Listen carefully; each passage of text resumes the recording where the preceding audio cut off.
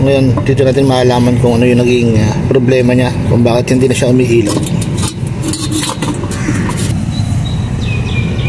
Ay,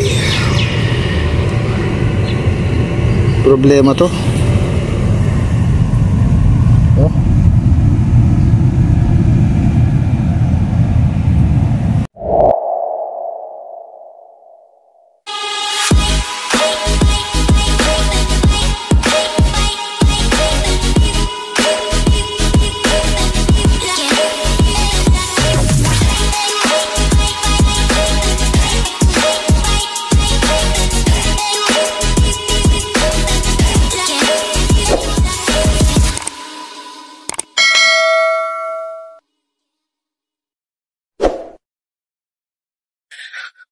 Hello guys, what's up? And this is Richard Mix TV. At ngayong gabi ay magche-check ako ng ilaw dahil may nakita ako na mga spotlight na hindi umiilaw. So, tingnan natin guys. So, ito guys yung dalawang spotlight dito na hindi umiilaw. Yun, dapat umiilaw siya ng ganun.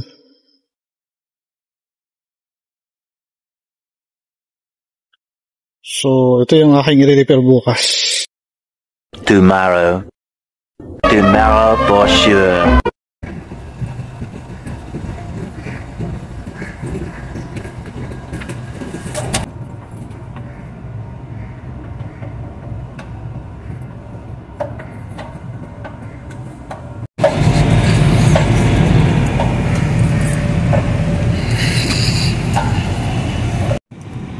So ito guys yung aking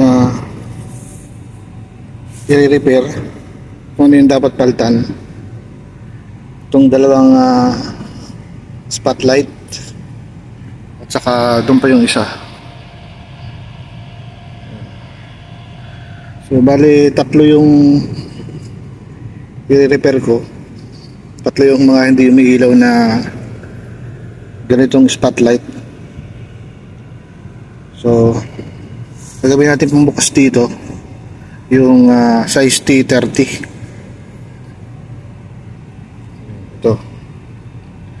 Ito yung sukat dito sa kanya mga Allen key o Allen bolt. So yan guys, tanggalin na natin tong cover nya.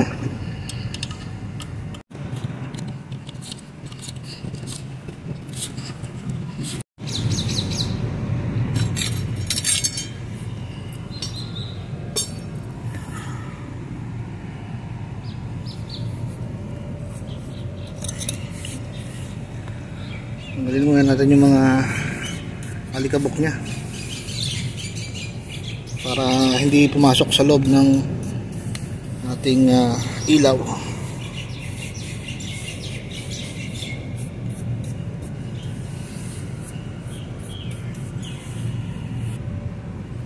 So ngayon tanggalin natin ito kanyang glass cover.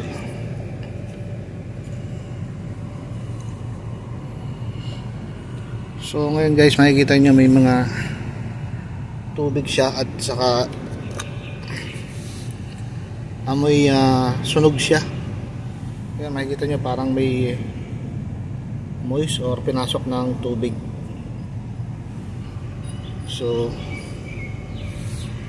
buksan ko muna ito lahat.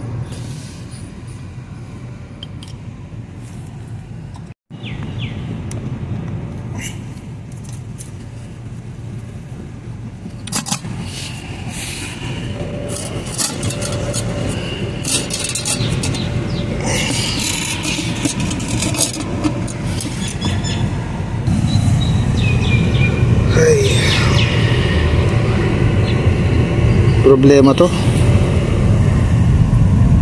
Oh.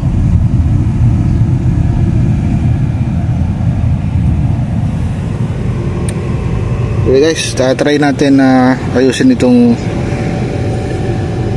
ilaw na to kasi ayun oh, daming tubig oh. Tignan ko kung mapapailaw ko pa ito.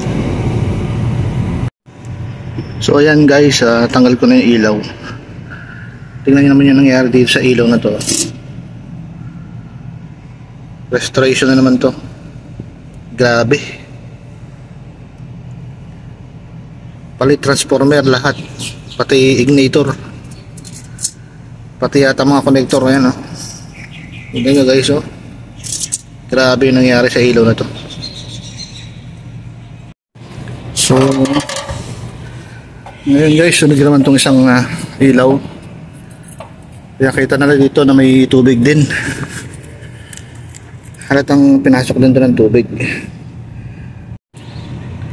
So yan guys, tanggalin ko na rin to para sabay ko na silang ma-repair doon sa workshop. Kaya kita-kita nyo pinasok ng tubig.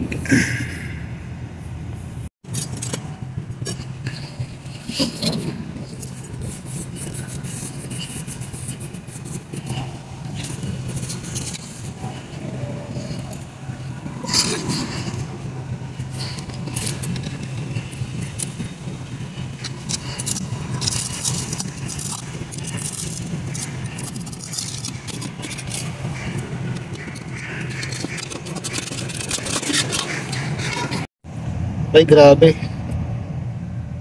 Grabe guys yung nangyari dito oh. Mas malala ito. Sobrang daming tubig. Yan oh.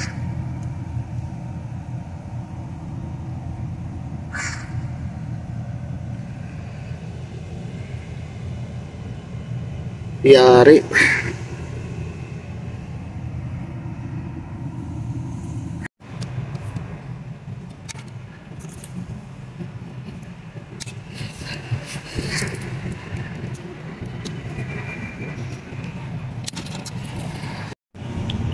So yan, tapong ko na yung tubig guys para hindi na magkalat doon sa workshop.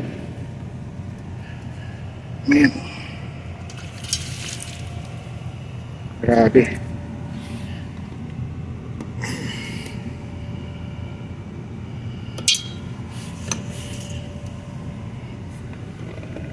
So yan guys, natanggal ko na yung dalawang ilaw. So dadalhin ko na lang ngayon sa workshop. Ayan no, grabe yung nangyari.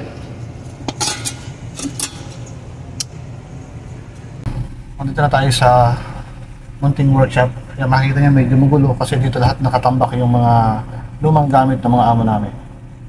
So andito na yung mga ilaw na re-restore ko. Bali dalawang ilaw to. At meron pang isa dun sa ground floor. Baka medyo ano lang yan kasi nasa ground floor eh. Medyo madaling i-repair. Baka ignitor lang yung papalitan doon. Pero ito talagang lahat ng laman ay kailangan palitan. So ngayon guys, umpisahan na natin yung pag-aayos ng dalawang ilaw na to na pinasok ng tubig.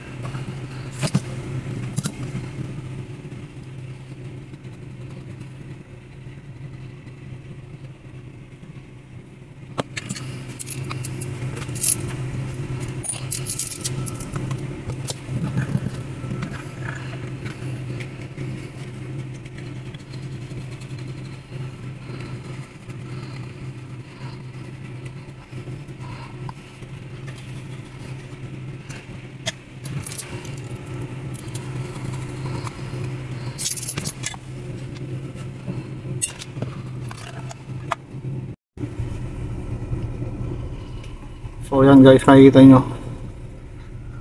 wala na to, hindi na to mapapakinabangan. So titignan ko kung may mga stock pa ako ng ignitor at saka itong kanyang transformer, pati itong cable pawaltan ko na rin kasi nababad na to sa tubig. So tanggalin ko muna yung isang ilaw pa na nababad din sa tubig.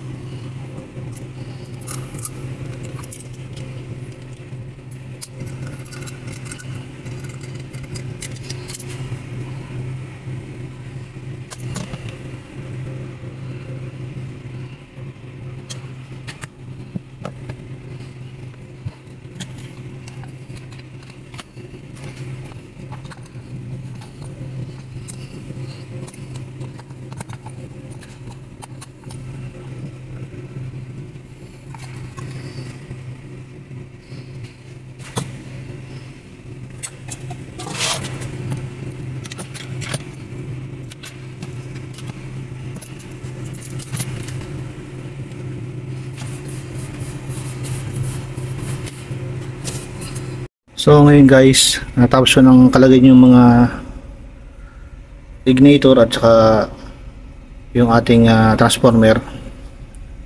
So lilinisan ko naman to, itong kanyang pinaka fixture.